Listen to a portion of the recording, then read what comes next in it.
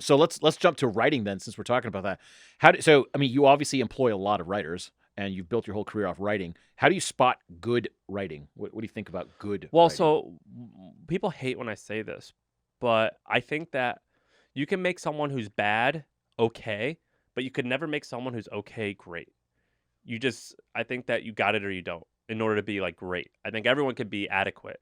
Um, but in order to be great, you have to. It's something that you just kind of have. And there's a few ways that I spot good writing. The first is um, I do this thing called the bottom fourth of the resume. So when I'm interviewing someone, I'll ask them about things in the bottom fourth of their resume. For example, I'll ask them what they studied. And if they told me what they studied in school, I'll say, "Well, what was your favorite class?" "Well, philosophy." "Why philosophy?"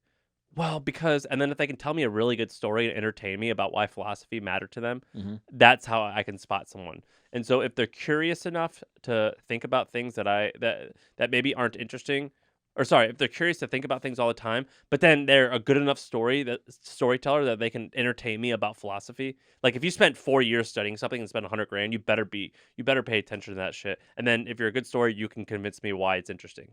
So Hmm. I ask people that all the time.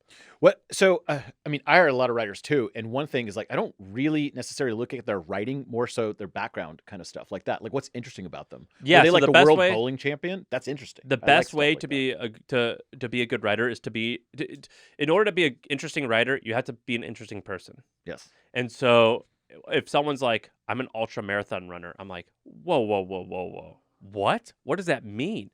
Well, so I every 2 months I go to the desert and I run 132 miles and I do it for this reason. Who do you meet when you're out there? Man, the community's cool. It's all, like that type of stuff. I learn all about that person. That's kind of an interesting way to do it. We just hired this one writer and she races motorcycles. Nice. And I was like, "Well, you don't meet a lot of women who race motorcycles. Tell me all about this." And I'm like, "You're interesting to me. I like you." And so we hired her. And then, do you look at stuff they've already written? Like, if you're looking for a writer, Yeah, I look at stuff they've already to written, make sure they're at least basic competent. or what. And the way that we at the hustle, what we do is we give them 10, no, 5 articles, and we go write about each of these in 250 words, or tell us your opinion of each article, and like write like a little hustle brief that's 200 words Hmm. for each one of the 10. Hmm. How would a writer actually get an interview with you? How do they get in front of your face or whoever's hiring? The best thing that they do is they cold email me, and they make their cold email look just like our daily email, Mm. and they tell me about themselves in our format.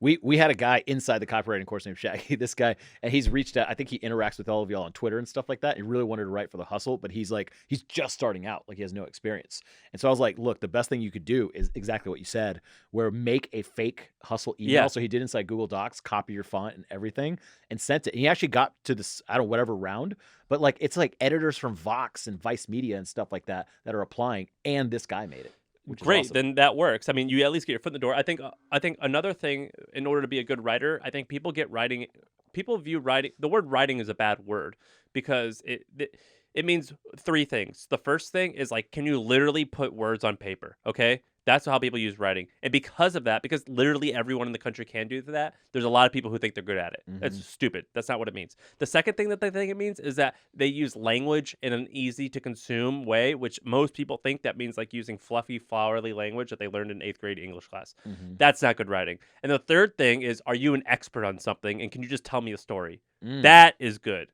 Mm. So, like, I'd rather have someone who can tell me the best badass story over 50 tweets than someone who can write this long form article and it's boring.